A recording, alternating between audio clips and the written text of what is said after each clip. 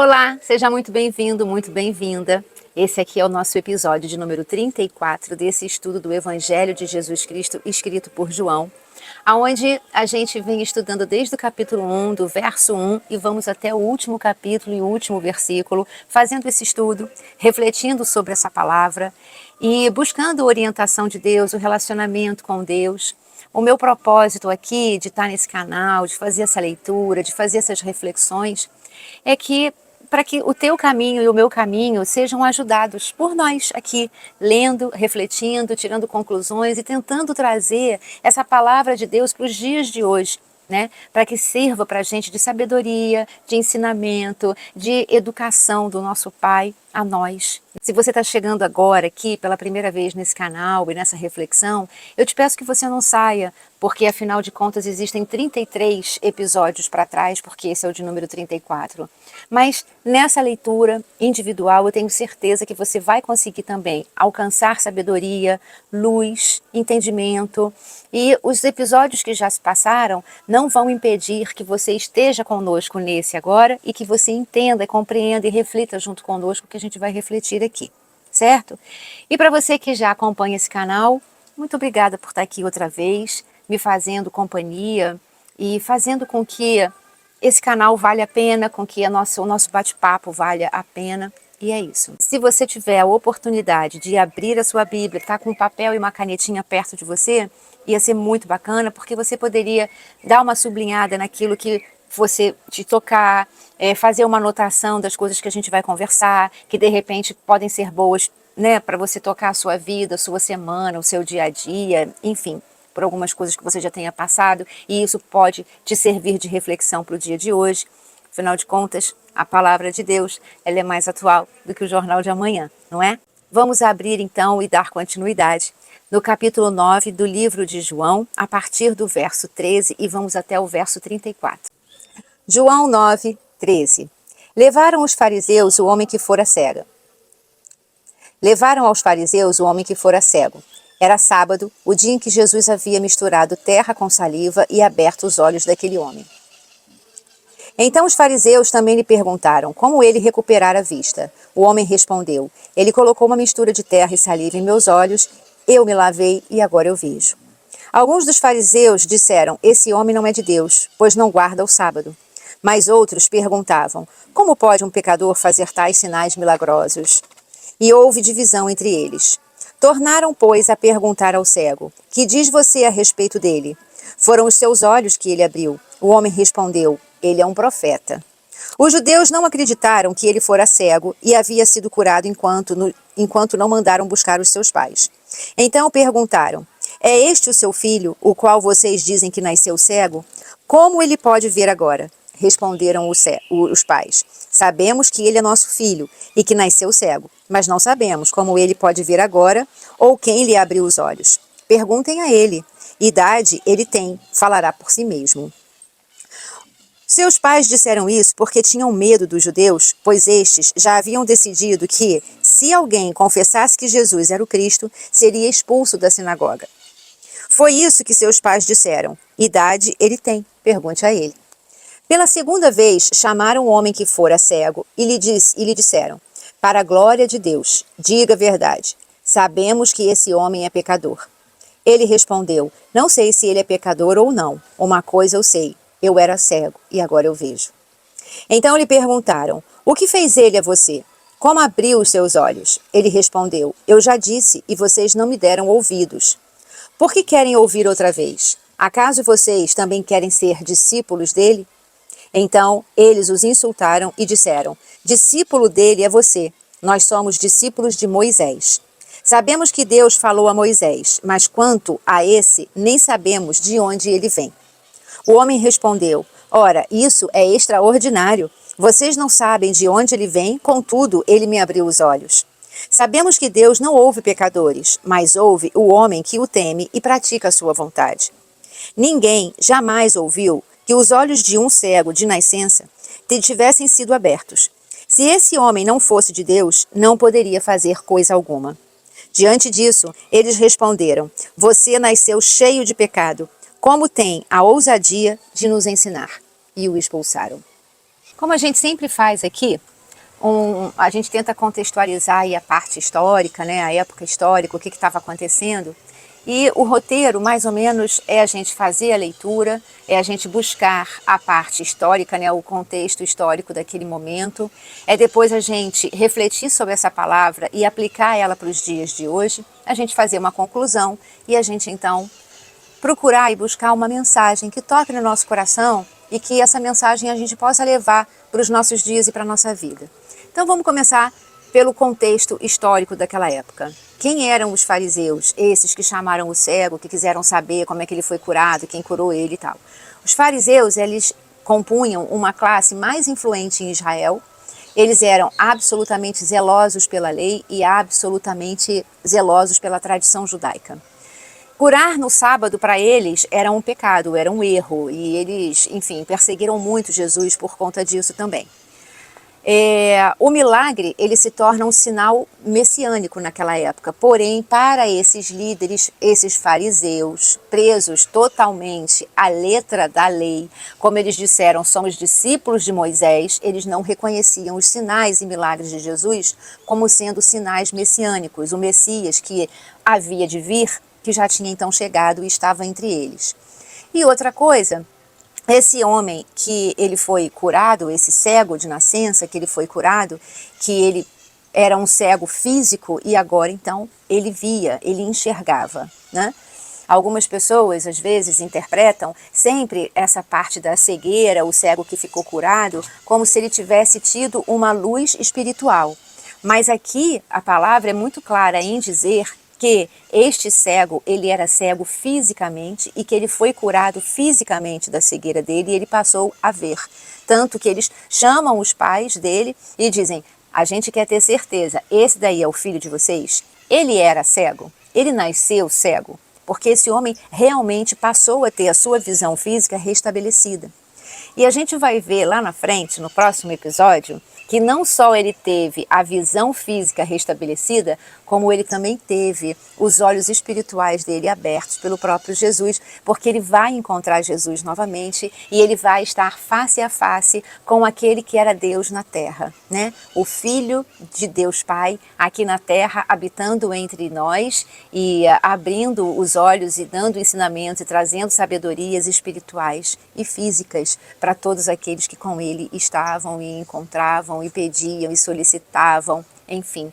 E Jesus mostrava que ele não precisava nem estar presente no local do milagre. Bastava que ele dissesse uma palavra e quem fosse para ser curado, essa palavra chegaria até lá. Nós temos 2 exemplos na Bíblia, que é a mulher cananeia que pede pela filha endemoninhada e também nós temos aquele romano que vai e pede a Jesus pelo servo dele, mas ele mesmo diz, eu não sou digno que o Senhor vá lá na minha casa para curar ele, afinal de contas ele era um romano, ele não era um judeu e os romanos trabalhavam, né, oprimindo os judeus economicamente, etc e tal, davam para eles a liberdade da religião, dos costumes judaicos, mas oprimiam eles de todas as outras maneiras. E aí Jesus mesmo ele diz nessas 2 situações que não viu em Israel fé tamanha como daquela cananeia e daquele romano, que sabiam que Jesus não precisava estar no lugar. Bastava que ele dissesse uma palavra. Aquela palavra era uma ordem espiritual e que nada mais espiritual poderia se opor a uma voz, a uma palavra vinda de Jesus. Então esse era o contexto histórico daquela época. Era um cego, fisicamente cego, e que os seus olhos físicos foram abertos e que, como eu disse, daqui a um pouco, no próximo episódio, a gente vai ver que também os olhos espirituais desse mesmo cego também foram abertos para Jesus. E aí, para a gente buscar um pouquinho do episódio 33, que nós estudamos, né, os versos de 1 até o 12, nós lemos lá que algumas pessoas ficaram assim, esse aí é aquele cego, esse é aquele que mendigava, que era cego de nascença. Aí algumas pessoas disseram, é ele mesmo. Outras diziam, não, não é ele não. É um lugar que com certeza não era um lugar onde a maioria da população era mendigava, pedia esmolas e era cega de nascença, né? A gente vai ver lá no verso 8, na parte B diz: não é este o mesmo homem que costumava ficar sentado mendigando? Alguns afirmavam que era ele, outros diziam: não, apenas se parece com ele. E aí essas mesmas pessoas foram quem levaram ele, esse homem que era cego, até os fariseus. E aí então vem isso tudo que a gente está aqui lendo e estudando agora. Bom, a gente acho que já refletimos sobre isso, né? O quanto às vezes nós passamos pelas pessoas, vimos as pessoas, mas não olhamos para elas. Porque nessa época, a maior parte da população, como com a graça de Deus ainda é hoje, a maior parte da população não mendigava, não era cega fisicamente, não estavam nas ruas aguardando uma esmola, né? Não viviam nessa situação de depender de esmolas para a sobrevivência. E, no entanto, dentro daquele conjunto ali, daquelas pessoas, daquele ambiente, algumas pessoas não conseguiam dar a certeza de que aquele era o cego de nascença que mendigava. Algumas conseguiam dizer: não, é ele mesmo. Provavelmente, essas que conseguiam afirmar que aquele era o cego de nascença que mendigava, talvez algumas vezes essas pessoas esmolaram, ajudaram e olharam o semblante daquela pessoa, daquele irmão que estava ali naquela situação. Aqueles que disseram: não, não é ele mesmo, não pode ser, é porque sequer, embora muitas vezes devam ter passado por ele, viram, mas não olharam. E aí a gente precisa, nessa parte que agora a gente já leu a palavra, já vimos um pouco da parte do contexto histórico, e agora a gente está na parte do nosso estudo onde requer uma reflexão. E a gente precisa refletir na nossa vida quantas vezes nós já passamos pela vida de algumas pessoas que sequer notaram a nossa presença, que sequer se lembram da nossa passagem. Da mesma maneira que nós também já passamos por pessoas, vimos pessoas, seja numa situação de mendicância, seja numa qualquer outra situação, nós vimos pessoas, mas sequer paramos para olhar para elas. E aí, de repente, numa situação onde nós precisemos as reconhecer, a gente não tem essa capacidade, porque a gente simplesmente passou. Nós vimos, mas nós não olhamos. Quantas pessoas no mundo hoje vivem essa situação? Provavelmente eu também, você também. Não exatamente porque não estamos na rua mendigando ou porque não somos cegos de nascença, quer dizer que sempre somos notados, que sempre podemos e contamos com a atenção do outro. Quantas vezes nas nossas próprias casas, filhos, esposas, maridos, pai, mãe, irmão, um amigo mais próximo, a gente está ali, a gente está convivendo, a gente vê aquelas pessoas todos os dias, mas será que a gente está olhando para elas com a devida atenção que nós deveríamos dar? Será que as pessoas que estão convivendo conosco, vendo a gente, convivendo conosco, será que nós estamos recebendo delas a mesma atenção e o olhar que deveríamos receber? Será que estamos agindo com responsabilidade na vida daqueles que passam pela nossa vida e pelo nosso caminho? E seja também na rua, seja também na porta de um mercado, de uma padaria, onde você tiver alguém ali que esteja mendigando e contando com a sua atenção para ganhar um pão, uma comida, uma ajuda, enfim, qualquer coisa, uma palavra, um abraço, um sorriso. Olha, nem só de pão vive o homem. Jesus disse isso a Satanás quando foi tentado no deserto. Muitas vezes o homem, ele também precisa do espiritual e do emocional. Nem só de pão vive o homem, mas da atenção, do carinho, do amor do próximo também. E não é só na rua, muitas vezes é dentro de casa. Hoje a gente vê, eu já estou com os meus filhos absolutamente criados e adultos, com a graça de Deus, e é a maior comprovação do meu sucesso aqui nessa dimensão terrena, foi de ter conseguido concluir essa parte da criação dos meus filhos, mas hoje eu sou avó de crianças e a gente vê aí tantas famílias, né, e crianças e jovens que não estão tendo a devida atenção dos pais dentro de casa e que estão tendo mais atenção da internet e dos perigos que a internet oferece. Né? A gente percebe aí que pai e mãe entram e saem de casa e nem sempre eles estão olhando os seus filhos. E às vezes alguma coisa acontece e a pessoa diz, mas como isso pode ter acontecido? Como meu filho pode ter feito uma coisa dessas? Não é isso que eu ensino para ele.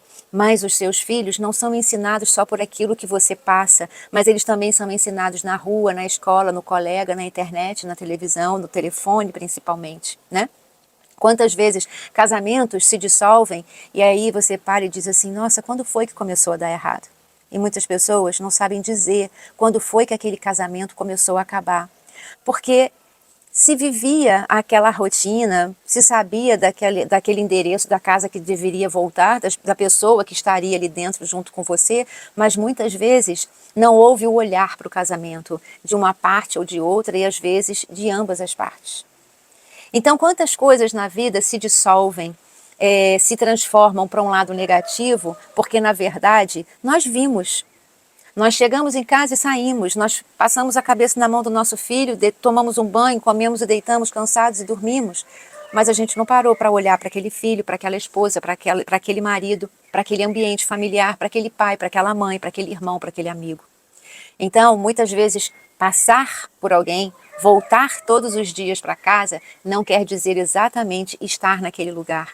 No nosso trabalho, às vezes passamos por setores, damos bom dia, oi, tudo bem? E daqui a pouco temos uma notícia que um colega de trabalho, às vezes, deu fim à sua própria vida e você diz, nossa, mas como? Eu vi esse cara aqui todo dia, trabalhando, sentando ali na mesa dele. Porque você via, mas muitas vezes você não olhava para ele, né? E talvez a nossa falta de olhar provoquem cegueiras muito fortes emocionais na vida de muitas pessoas. E muitas vezes cegueiras que nós não entendemos coisas que acontecem na nossa vida porque nós não tivemos o olhar devido para aquela situação. Outra coisa que a gente vê nessa passagem por inteiro, é que nenhum momento, gente, é chocante isso, em nenhum momento as pessoas que foram envolvidas nessa história, nesse cenário, em nenhum momento elas se alegraram. A gente leu o capítulo 9, de 1 a 12, e agora o capítulo 9, do 13 ao 34, e em nenhum momento relata que pessoas que se alegraram em ver este cego de nascença, que nunca viu o que eu estou vendo agora, no momento em que ele é curado, ninguém se alegra com a cura dele, ninguém se alegra com a vitória dele. E a gente pode notar que até os próprios pais disseram, ele tem idade para responder por ele mesmo. A única coisa que eu posso te dizer é o seguinte, esse é meu filho, ele era cego e agora ele está vendo. Isso eu posso te afirmar. Agora, o resto, você pergunta para ele porque ele já tem idade para responder. Percebemos aí, e a própria palavra diz, que os pais se acovardaram com medo dos fariseus proibirem eles de irem para a sinagoga. Quantas vezes, situações, nós deixamos que elas nos oprimam, que pessoas, de repente, que se levantam contra nós, numa postura, numa imposição, esse pessoal aí, né, os fariseus, que eram de uma sociedade, né, de uma casta, né, os protetores da lei, os legalistas, e eles se colocavam numa situação acima dos outros. E os pais desse cego se deixaram colocar abaixo deles. E em nenhum momento eles disseram, olha, esse é meu filho, ele realmente nasceu cego, ele agora vê e eu me alegro com isso. Quem o curou, como foi, eu não sei porque eu não estava lá, mas a alegria no meu coração por isso ter acontecido na vida do meu filho, eu dou glória a Deus. Não, eles se acovardaram. Eu acredito que esses pais ficaram muito felizes com a cura do filho, mas deixaram que aqueles opressores reprimissem a alegria no coração daquele pai e daquela mãe. Então, nós precisamos ter esse cuidado na nossa vida, porque eu já passei por isso e não só uma vez, e eu acredito que você que esteja aqui comigo e refletindo e ouvindo, também já deva ter passado por situações, seja no trabalho, na rua, com um amigo, inimigo, conhecido, em casa, de uma opressão. De alguém chegar já numa postura onde você, que mesmo que tivesse razão, se acovardou e abaixou sua cabeça, falou, não, olha só, sabe o que aconteceu? Aconteceu isso e isso, por causa disso e daquilo, mas você já respondeu com medo, ao invés de você também abrir o seu peito e poder se colocar. Quantas vezes deixamos que pessoas que pegam esse poder para elas mesmas e a gente acaba que vê-las num patamar maior, aonde maior do que nós, só Deus. E Deus mesmo diz aqui, a palavra mesmo mostra, somos todos pecadores. E a gente percebe, inclusive, os fariseus dizendo aqui já quase no final, eles falam, no verso 34, você nasceu cheio de pecado, como tem a ousadia de nos ensinar?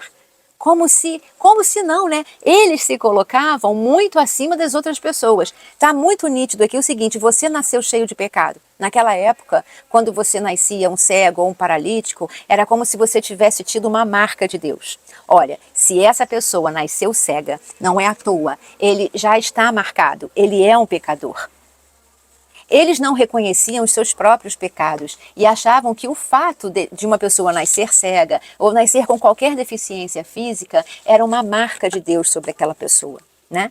Então, a gente vê na própria palavra de Deus que Jesus, ele sela, lá em Apocalipse, né? E o diabo, ele põe a marca dele. É claro que hoje e naquela época, ninguém que nascesse com uma deficiência, até no outro estudo nós vimos que os discípulos perguntaram, Jesus, quem pecou? Ele, porque nasceu cego, ou os pais dele? E ele disse, nenhum nem outro. Isso acontece para que a glória de Deus seja manifestada. Certas coisas que acontecem na sua vida e na minha vida, e na vida de todos nós acontece sempre, é para que nós percebamos e possamos testemunhar a glória de Deus sobre a nossa vida. Uma cura, um restauro, uma transformação, um redirecionamento, né? A cura de uma cegueira, não só física como espiritual, é para que a glória de Deus seja vista, contemplada. Numa situação dessas, aonde um irmão, um judeu como eles, porque se os pais tinham medo de não poderem mais frequentar a sinagoga, é porque eram judeus. O cego era judeu. Então, era um irmão que de alguma forma havia sido curado, que nasceu cego e mendigava e agora poderia trabalhar, ganhar o seu próprio sustento, ver as coisas como eles também viam, né, de forma física. E ao invés daquela população se alegrar, ao invés dessas pessoas que levaram esse cego até os fariseus dizerem, vamos, abram a sinagoga, vamos adorar ao Senhor, vamos louvar ao Senhor, vamos dar graças ao Senhor, vamos demonstrar a nossa gratidão ao Senhor, porque um irmão que era cego agora pode ver. A alegria foi só dele, única e individual.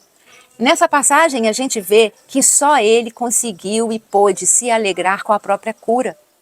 Então, a gente vê em toda essa passagem, do verso 12 ao verso 34, e a gente pode até juntar do 1 ao 34, nenhum momento até agora, qualquer pessoa demonstrou extrema alegria e felicidade pela vitória de um irmão, pela vitória de uma pessoa que convivia e que estava ali ao lado deles. Muitos sequer poderiam afirmar ou dizer que ele era mesmo aquele cego que mendigava, porque sequer tiveram um olhar para ele. Viam, mas não olhavam.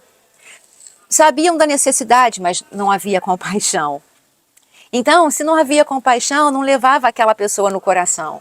Não dormia e orava ao Senhor pela cura daquele cego, pela cura do pecado que ele poderia ter cometido, já que essa poderia ser a crença. Que nós já estudamos isso aqui, aonde Deus mesmo, lá em Ezequiel, diz que o filho não ia pagar pelo pecado do pai, que não existe maldição hereditária. Nós já estudamos isso aqui pela própria palavra do Senhor e não é interpretação minha, foi aquilo que Deus disse. Então, essas pessoas poderiam, de repente, antes de dormir e de se deitar lá e fazer oração e falar assim, Senhor, hoje eu passei por um irmão que é cego, que é paralítico, então ele já nasceu cheio de pecado, eu peço ao Senhor que o Senhor tenha misericórdia do pecado desse meu irmão, que ele possa ser restaurado e restabelecido, que o Senhor aumente os olhares para ele, que nós possamos ajudá-lo. Porque se nasceu cego e era um sinal de que era um pecador, estava marcado por Deus, também as pessoas diziam, então olha só, não vou nem ajudar, não vou nem esmolar para ele, porque ele já nasceu cheio de pecado. Ele é cego, então isso já é uma amostra de que ele chegou aqui todo errado. Muito triste isso. Nós lemos tudo isso até agora, do verso 1 ao 34, uma grande e extensa leitura, e não vimos ninguém se alegrar com a vitória dele. E aí eu peço a você que reflita o seguinte, você se alegra com a vitória do outro? E se você me responder, eu me alegro sim. Ai, estou fora disso. Não estou enquadrada nesse tipo de gente. Tá bom. Aí eu vou fazer mais outra pergunta para você. Você consegue se alegrar com a vitória daquelas pessoas que você não tem grande simpatia? Que você julga um pecador? Aquelas pessoas que de repente te magoaram ou te fizeram alguma coisa de mal, né, que foram injustos com você e você vê elas prosperarem. Você se alegra com a prosperidade daqueles que foram injustos com você? Porque aqui para eles, né, nesse momento, nesse contexto histórico, se nasceu cego, era um pecador. Né? Se nasceu paralítico, estava marcado. E aí eu vou dizer, então ele era um injusto. E eu vou perguntar para você, quando você vê alguém que foi injusto com você prosperar, seja economicamente, fisicamente, espiritualmente, você realmente se alegra com essa prosperidade de alguém que foi injusto com você? Você entende? São reflexões que precisamos ter, que precisamos fazer. Precisamos conhecer o nosso coração. Eu me alegro quando pessoas que eu quero bem e que eu amo estão sendo vitoriosas na área que for da vida. Beleza. Eu acho até que os pais deles, desse cego, eles não demonstraram alegria porque eram oprimidos. Mas eles devem ter tido alegria pelo filho. Ok. Então, assim, você consegue se sentir alegre, feliz, você vive felicidade de conquistas de outras pessoas? E essas outras pessoas são quaisquer pessoas ou são pessoas selecionadas? Porque aqui era motivo, como eu disse, para abrir a sinagoga e louvarem ao Senhor. Você louva ao Senhor quando você vê qualquer pessoa que você sabia que vivia numa determinada situação e hoje vive uma situação muito melhor, independente do que ela te fez ou não te fez, do significado que ela tem ou que não tem na sua vida. Você também se alegra e você vai dormir e diz, Senhor, sabe aquela pessoa assim, assim, assado? Ou que foi injusta comigo, ou que eu pouco conheço, ou que eu pouco vejo, ou que eu pouco sei. Eu estou vendo que ela está melhor. Eu estou vendo que ela está melhor nisso, nisso e nisso. Você se alegra com ela? Você se alegra por ela? E você, na sua oração, agradece ao Senhor por aquele restauro, por aquela melhora, por aquela vitória daquela pessoa? E que pessoa que de repente até já te fez mal? A gente tem que parar para pensar. Por quem que a gente se alegra na vitória? E por quem que a gente se chateia porque recebeu uma vitória? E aí, trazendo aquela época para cá, a gente também vê o seguinte, né? Tanta coisa que o homem botou a mão evoluiu daquela época para cá. A gente está falando de mais de 2000 anos, né? Quanta coisa que o homem botou a mão melhorou, progrediu, prosperou. Caramba, gente, hoje a gente tem máquinas que o nosso corpo entra lá e elas veem a gente por dentro. Satélites, drones. Pô, a IA, né, inteligência artificial tá aí, fazendo cada coisa que a gente não tem nem... Eu não tô nem conseguindo acompanhar. Mas já reparou que o coração do homem, ele não teve essa mesma evolução? Porque o que a gente vê há 2000 anos atrás acontecendo aqui, da dificuldade, da alegria, da vitória e da conquista boa da vida do outro, a gente vê até hoje.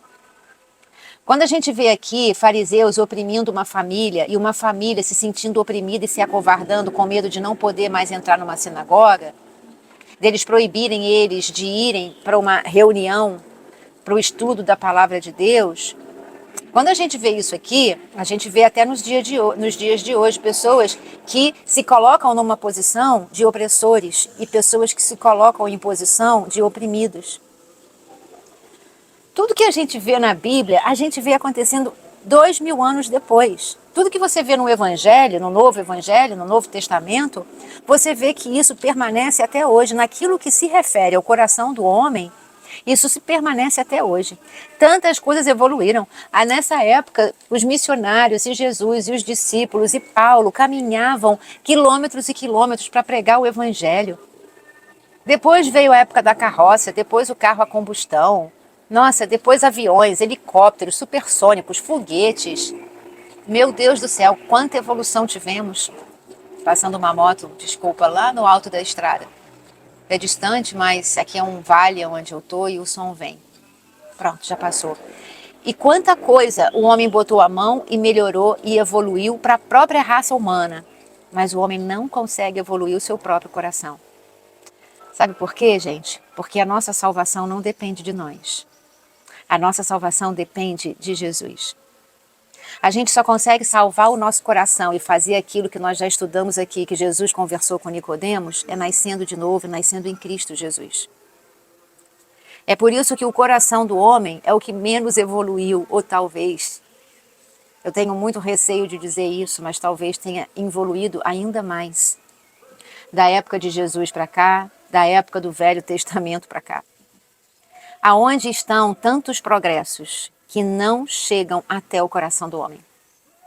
Aonde estão tantas curas e melhoras, mas o nosso próprio coração, as nossas emoções, elas não conseguem ser curadas? A perversidade não consegue ser extinguida desse mundo. Até onde a gente conseguiu evoluir para tanta coisa e não conseguimos evoluir em nós mesmos. O quanto dependemos ainda de ter força, e por isso esse canal, de trazer cada vez mais Jesus, a palavra de Deus, para dentro do nosso coração e acender e dar luz e vez ao Espírito Santo que habita em nós, para que possamos nele viver, por ele viver, com ele viver, para que possamos então conviver. O Rodrigo Silva, embora adventista, mas é um cristão, faz parte do corpo de Cristo, né? Assim como os católicos, assim como os evangélicos, todos nós fazemos parte do corpo de Cristo, independente do CNPJ da igreja que eu frequento, ou você, enfim, mas todos nós fazemos parte do corpo de Cristo, né? E uma vez ele disse que ele não iria se surpreender se quando ele chegasse no céu ele encontrasse um ateu. E ele foi muito criticado por causa disso nas redes sociais, dele ter dito uma coisa dessas. Como é que pode você dizer que vai chegar no céu e não vai se surpreender de encontrar um ateu? Tem pessoas, gente, que têm muito mais um comportamento cristão e se diz ateu do que muito cristão, que não tem um comportamento de Cristo e é contra os ateus. Existem muitas pessoas que não revelam, que não falam, não verbalizam que Jesus é o seu Senhor e o seu Salvador, mas que têm um comportamento muito mais próximo ao de Cristo do que pessoas que vão sempre numa igreja ou que estão em cima de um púlpito pregando e etc e tal. A gente precisa ter relacionamento com a palavra de Deus. Existem muitas religiões institucionalizadas que muitas vezes oprimem e que afastam pessoas exatamente dessa congregação aonde Jesus mesmo nos mostrou que é tão importante que façamos, que congreguemos juntos. E outra coisa, essa congregação, estar junto de outras pessoas, seja numa igreja ou em algum outro lugar, é mesmo um desafio para a gente. É para que a gente possa conviver com pessoas que são diferentes, que pensam diferente, que agem diferente, mas que, no entanto, nas diferenças, nós consigamos conviver no amor, com amor e em amor. Aqui a gente percebe um momento tão alegre, um momento tão feliz e ninguém celebrou com esse cego. Ele deve dizer assim, caramba, eu era cego, ninguém se importava comigo. Agora eu vejo, vem todo mundo em cima de mim, porque Jesus me curou, eu era cego, agora vejo, e não vejo ninguém, e não sinto ninguém feliz com a minha vitória. E se eles pudessem até achar, eu vou até pensar aqui, como eles disseram, né, que ele seria então um pecador que não poderia ter curado, e ele diz assim, olha, se ele era um pecador ou não, eu não sei, eu sei que eu era cego e agora eu vejo. E poderia Deus ouvir um pecador, o pedido de um pecador? Né? Ele ainda bota uma pulga atrás da orelha, né? Uma pergunta para esses fariseus, um ponto de reflexão. Gente, Deus ouviria o pedido de um pecador? Se ele fosse um pecador, pediu a Deus pela minha visão e Deus atenderia um pecador? Ele ainda puxa ali por uma reflexão desses fariseus, desses legalistas.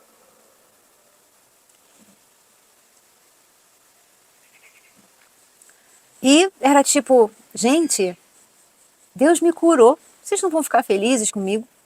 Ninguém ficou. Ninguém ficou. E a gente percebe isso até os dias de hoje. Muitas vezes a gente olha assim, algumas coisas muito legais acontecendo na vida de qualquer pessoa, conhecida ou não. A gente lembra de abrir a nossa sinagoga aqui, ó, o nosso coração, e dar louvor, adoração e graças a Deus por aquilo que foi feito na vida de qualquer pessoa? A gente precisa pensar nisso, gente. Muitas coisas tiveram progresso, mas o nosso coração, ele precisa de uma atenção muito maior, de um tratamento muito maior, muito mais eficaz. E a salvação não depende de nós, mas depende de reconhecermos que precisamos de Jesus para ser. Desculpa, esse é o Pedro com os seus latidos, mas que nós precisamos de Jesus para que ele seja o nosso Senhor. E no momento em que ele for o nosso Senhor, aquele em que nós nos inspiramos, nós obedecemos, nós olhamos, nós damos atenção, abrimos os nossos ouvidos espirituais, criamos relacionamento com a palavra, e aí então esse Senhor pode nos salvar. Jesus, ele antes de ser o seu Salvador, ele precisa ser o seu Senhor, o seu mestre, o seu rabino, né? A sua fonte de sabedoria, de inspiração, de entendimento, de visão, de luz. Ele é a luz do mundo. É isso, gente. Essa é a nossa reflexão. Teríamos muitas outras coisas aqui para conversar, não tenha dúvida disso. Eu também não tenho muitas coisas que o seu coração foi tocado. Mas a gente não pode se estender tanto. Eu amo falar da palavra de Deus, mas essa é a reflexão que eu gostaria de fazer comigo e de levar para você também. Eu fiz aqui alguns apontamentos que eu queria passar para vocês. Hoje, muitos vivem como os fariseus daquela época, sabem muito sobre Deus, mas não o conhecem de verdade. Têm religião, mas não têm relacionamento. Sabem o que está escrito, mas não têm luz espiritual para entender o que o Espírito quer revelar. O homem que era cego, ele representa a mim e ele representa a você, antes de termos um encontro genuíno com Cristo Jesus. Ele é o único que pode nos trazer a luz, a sabedoria, o entendimento e dar fim à nossa cegueira física, porque Jesus cura, Cristo cura, e também espiritual, porque Cristo também cura o espírito, a alma e o corpo. Nem todos ao nosso redor ficam felizes com a transformação que Cristo faz em nós. Nem todos ao nosso redor conseguem acreditar na cegueira que tínhamos e na luz que nos foi revelada, e hoje a gente consegue enxergar. Quando o cego ele é questionado, ele responde muito claramente: olha, eu só sei de uma coisa, eu era cego, agora eu vejo. E eu digo para você também, eu era cega. Agora, meu irmão e minha irmã, eu também vejo. E sou muito feliz e grata por isso. Eu encontrei Jesus na minha vida e tudo que eu vejo hoje é muito diferente. Mesmo com esses olhos aqui, ó, físicos, que hoje já precisam de óculos para poder enxergar, os olhos estão aqui, mas o que eu via era muito parecido, digamos, com o que eu vejo hoje, assim, a nível de natureza, o material. Mas eu vejo todas essas coisas com um outro olhar. E muitas vezes as pessoas não entendem a transformação, a diferença, a mudança. Por isso que o mais importante sobre a palavra de Deus, além de lê-la e de ter um relacionamento com ela, é o nosso testemunho. E eu testemunho a você a mesma coisa que esse cego testemunhou para esses fariseus. Meu irmão, minha irmã, eu era cega, agora eu vejo. Olha, um beijo muito grande e muito carinhoso para você. Fique com Deus, que Deus abençoe sua semana, sua família, seus filhos, seu trabalho, que tudo aquilo que a tua mão tocar, que possa ser prosperado, né? Se você essa semana tocar em alguém pedindo a Jesus Cristo uma cura física, material, para alguém, que os ouvidos de Deus, eles não são surdos que não possam te ouvir, e os braços de Deus não são curtos que não possam alcançar aquilo que você orar e por quem você orar. Que Jesus Cristo, na sua infinita bondade, misericórdia, companhia, restauro e luz, ilumine sua vida, restaure tudo aquilo que precisa ser restaurado, e que eu quero, espero, desejo que essa nossa reflexão, ela tenha servido muito de luz na sua vida, como também serviu e está servindo para a minha, tá? Não esqueça de se inscrever, de comentar, de compartilhar esse vídeo para que você possa ajudar a permitir que esse canal ele cresça e chegue até mais pessoas. Ó, um beijo, fiquem com Deus e até semana que vem com o episódio 35 do Evangelho de Jesus Cristo segundo João.